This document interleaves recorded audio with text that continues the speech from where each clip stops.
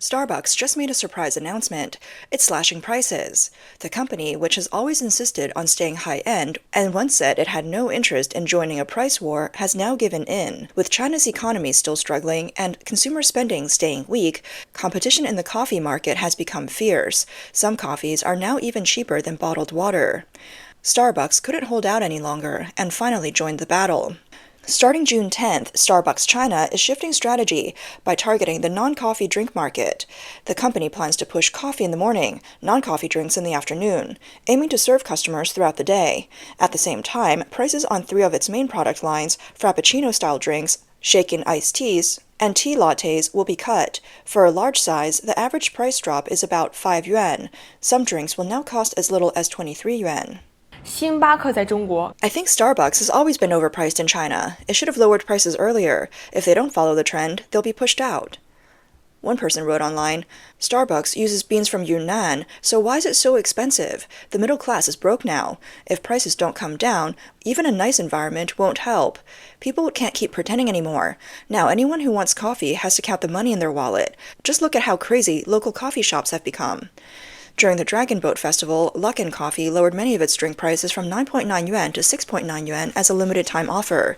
Luckin's management had said before that they plan to keep their competitive 9.9 yuan pricing strategy. The coffee market was shaken. A cup of coffee that used to cost 9.9 yuan was now selling for just 6.9 yuan. While it looked like a holiday deal for the Dragon Boat Festival and Children's Day, many saw it as a sign that the price war has escalated. That same day, a financial content creator in China posted that franchise owners are now the biggest losers. Some Luckin franchisees calculated their costs. With ingredients, labor, and rent, each cup cost about 7 to 8 yuan. Selling it at 6.9 means losing at least 1 yuan per cup. Kati Coffee, also known as the second Luckin, launched deals as low as 1.68 yuan per cup. Drinks like lattes and mochas were priced between 3.9 and 4.9 yuan, which is less than half of the price of competitors. On June 3rd, a woman in Hangzhou used JD Delivery to buy an orange Americano for just 1 yuan 68. The original price was 15.99. After adding a 1 yuan packaging fee, her total was 2.68, cheaper than bottled water at a convenience store. To attract users and traffic, JD Delivery officially launched its 10 billion yuan subsidy plan this April, kicking off a new delivery platform war. Meituan and Taobao quickly followed with their own discounts, fueling the coffee price war even more. A June 4th report said, this summer you can buy a large milk tea for 1 yuan or 2 fruit teas for 2.68 yuan. With these heavy subsidies, prices for coffee and new-style teas have hit rock bottom. One person wrote, there's no such thing as the lowest price anymore. It just keeps going lower. On June 5th, the Chongqing Coffee Industry Association sent a letter to JD, urging the company to stop what it called involution-style competition through subsidies. The letter said major national coffee chains are benefiting from platform support, but local brands are being squeezed out due to unbalanced costs from economies of scale. The association asked platforms to end irrational subsidies in the coffee industry to prevent the pricing system from collapsing. It warned that some shops are being forced to close, others have had to slash prices, and turnover among workers is rising. If the situation continues, more people in the industry could lose their livelihoods. The petition was signed by several independent coffee brands in Chongqing, but just a few hours after it was issued, it was removed by the platform. A netizen posted that Kati's sales exploded after it started offering coffee for as low as 2.9 yuan per cup. While this is great news for Kati, it's not so great for the distributors and baristas. A barista named Xiao Yu shared that their store opens at 9:40 a.m., but she has to arrive at least 30 minutes earlier to prepare. Starting in June, JD Delivery launched a delivery war, and the price of an iced Americano dropped to 1.68 yuan per cup. As a result, her store's daily order volume increased to 500 cups. As of now, Kati's total sales on JD Delivery have surpassed 40 million orders. However, the store space is less than 5 square meters, only fitting 2 baristas. Despite the increase in work volume, most employees' wages haven't changed much. Another netizen expressed concern about the sudden coffee price war. 看到打工人的这些崩溃瞬间 She said, seeing the workers break down suddenly made me realize that the milk tea in my hand no longer tastes as good. Over the past few days, the Chongqing Coffee Industry Association has spoken out, urging JD Delivery to stop the low-price competition. Everyone who reads this message might be confused. If JD doesn't offer subsidies, where will I get my 1 yuan milk tea? The blogger stated that if JD continues the price war, the first group to break down will be the ordinary workers. Over the past couple of days, many videos have surfaced online showing employees at Misha Ice Cream facing orders that stretch for meters, crying while making milk tea. There's also a video of a coffee worker screaming in frustration while rushing to complete orders. For workers, the sudden surge in orders means that while their wages haven't increased, their workload has grown tenfold. The low prices consumers enjoy for delivery are being paid entirely by the workers at the bottom of the industry chain. JD's 10 billion yuan subsidy forces businesses to bear 70 to 80% of the cost. Small and medium-sized businesses have nowhere to go. If they don't participate in this subsidy, they face limited exposure and reduced privileges. Trying to endure without participating is like digging their own grave. She continued, 消费者看似薅了羊毛，实则丢掉的东西更多。 It may seem like consumers are getting a good deal, but they're actually losing more. Bad products are pushing out the good ones, and fake delivery stores are popping up everywhere. Just when you think you've gotten rid of one batch, another batch appears. The final cost will be borne by us consumers. Once all the small, honest stores are gone, the big brands will monopolize the market. When prices rise again, we'll have no choice but to pay. While baristas cry making coffee and delivery drivers collapse delivering, what kind of delivery will we actually receive? What we really need is to protect the safety of our deliveries. On June 9th, a financial blogger posted that the wave of store closures has already begun. In 2024, over 8,000 coffee-related businesses nationwide have been deregistered. The premium coffee brand Seesaw has closed a large number of stores, and Costa Coffee closed 97 stores in 1 year. The yuan coffee is eroding consumer trust. During Coffee's 3.9 yuan promotional period, social media was flooded with complaints about weak-tasting coffee and delayed orders. Luck Coffee was accused of using non-dairy creamer instead of fresh milk and roasting expired beans. Analysts point out that Starbucks couldn't hold out against price cuts because of the coffee price war triggered by JD. JD subsidies are a result of the e-commerce industry rapidly declining due to China's economic shrinkage, forcing companies to expand into new logistical areas. Currently, China is facing increasing deflation, and businesses, after exhausting all options in a stagnant economy, have no choice but to engage in a price war as a last-ditch effort. Take Shanghai as an example. Once considered the most economic area in China, with prices so high they seemed outrageous, this prosperous city is now experiencing the effects of deflation. Recently, a netizen posted online about the so-called Shanghai currency, referring to the high prices in Shanghai, especially at restaurants where many people feel like they're not using Chinese currency at all. However, after the past 6 months, the reality is that almost all restaurants are lowering their prices. The user was shocked by the current prices in Shanghai. The netizen shared, "Today I went for lunch and ordered a set meal, which included a bottle of Coke, a bottle of Sprite, and a cup of lemonade. Then I had a portion of fries, better than McDonald's, with a large serving. I also had a 10-inch thick crust pizza, enough for 2 people. The key is that the pizza wasn't pre-made. It was freshly made and baked. The restaurant had a dedicated stone oven for baking pizza, offering authentic Neapolitan pizza, much better than the one from Pizza Hut in China. This wasn't a run-down takeout place, but a proper restaurant at the heart of Shanghai. It had a huge store and a clean, stylish interior. Guess how much it cost? A total of 34.9 yuan. Honestly, I was really surprised by the price. It's even cheaper than a cheap Western chain like Sally's. But Sally's uses pre-made central kitchen food and doesn't have an oven. The taste is nowhere near as good as this one. But 34.9 yuan, it's truly shocking. This shows how much the restaurant industry is caught up in this competition. A Shanghai netizen commented that while there are indeed overpriced restaurants and supermarkets in Shanghai, these are extreme cases and found in every city, with Shanghai just being a bit more exaggerated. However, with the real estate collapse, Chinese people are now facing a situation of widespread debt, and Shanghai is no exception. Now the prices in Shanghai are really cheap, and many restaurants have prices that are quite shocking. Let's take a look at the results from a popular influencer's visit to a restaurant.